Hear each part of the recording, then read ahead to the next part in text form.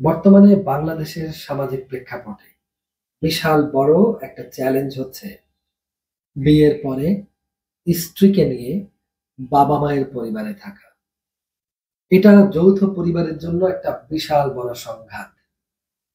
অনেক ভাই ব্রাদারদেরকে দেখেছি যারা heavy muscle man, financially solvent এবং অনেক বড় ধরনের নেতা বা হুমরা চোমরা হোয়াট এভার, কিন্তু এই ধরনের মাইন্ড কাপ চিপায় পড়ে খাবি খেতে থাকে।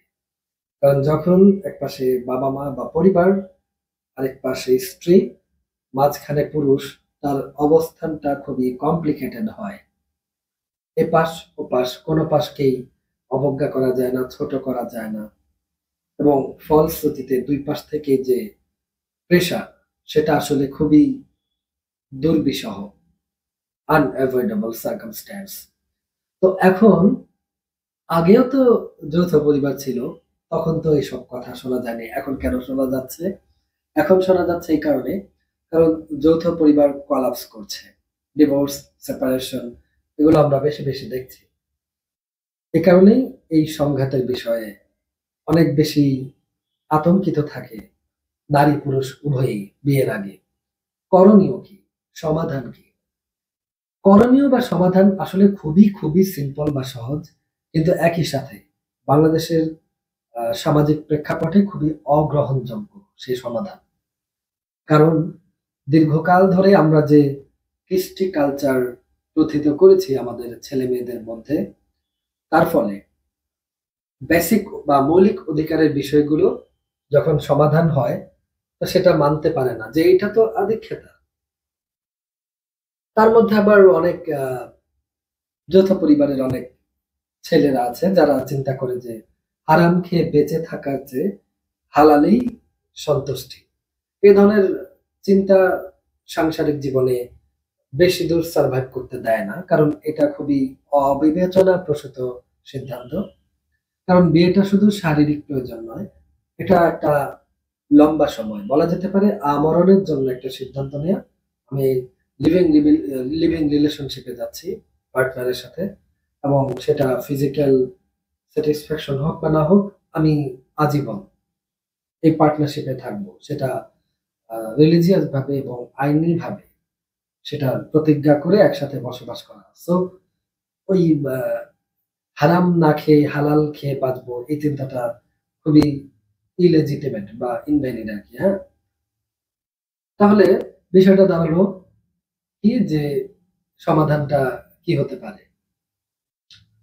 বেসিক্যালি প্রত্যেকটা নারীরই কিছু বেসিক চাহিদা বা মৌলিক চাহিদা থাকে। চাহিদাগুলো কি কি? যে আমার এমন একটা সংসার থাকবে যেখানে, এক, আমার নিজের একটা ঘর থাকবে যেটা আমি স্বাধীনভাবে মন মতো সাজিয়ে নিব।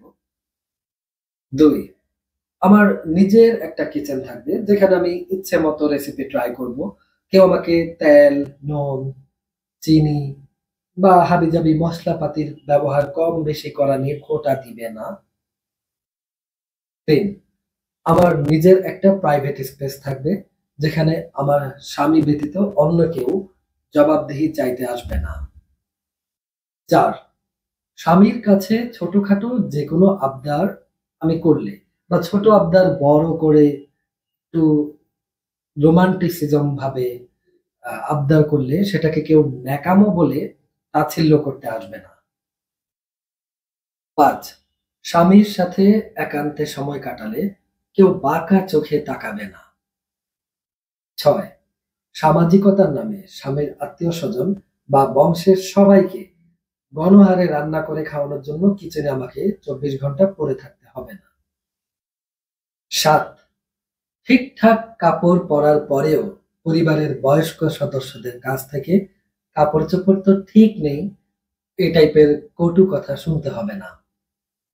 আট, শাশুড়ি ও ননদের নোংরা রাজনীতির শিকার হয়ে স্বামীর চক্ষুশূল হতে হবে না। নয়, যেখানে আমাকে মূল্যবান নেয়ামত ভাবা হবে, কাজ করার যন্ত্র ভাবা হবে না।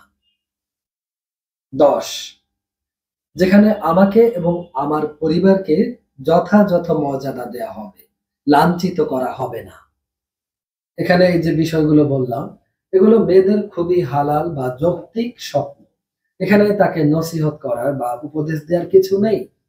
কিন্তু দুঃখের বিষয় হলো, এই সামান্য বেসিক বা মৌলিক বা মানুষ হিসেবে একজন নারী বা মেয়ের যতটুকু প্রাপ্য, সেই অধিকারটুকু বেশিরভাগ মেয়েদের জীবনে বাংলাদেশে জোটে না। মৌলিক চাহিদার কাছাকাছিও পৌঁছাতে পারে না বেশিরভাগ। বেশিরভাগই রয়ে যায় বঞ্চিত ও লাঞ্ছিত। খুবই সামান্য পরিমাণ, হাতে গোনা খুবই সামান্য পরিমাণ মেয়েরা এই ধরনের বিষয়গুলো তাদের জীবনে পেয়ে থাকে। অর্থাৎ যা কিনা মৌলিক অধিকার, তা খুবই সামান্য পরিমাণ মেয়েরা পেয়ে থাকে। এই কারণে বিয়ের ব্যাপারে বর্তমানে আতঙ্ক ছাড়া কিছুই বিরাজ করে না ছেলে মেয়েদের মনে, বিশেষ করে মেয়েদের। কারণ বাবা মায়ের মাধ্যমে তারা তাদের যৌথ পরিবারের যে অ্যাক্টিভিটিস, যে ধরনের শোষণ বঞ্চনা দেখে আসছে বা দেখে দেখে বড় হচ্ছে, সেগুলো মাথায় রয়ে যাচ্ছে এবং সেগুলো থেকে বিয়ের ব্যাপারে প্রচন্ড অনীহা, আতঙ্ক, ভয় কাজ করছে।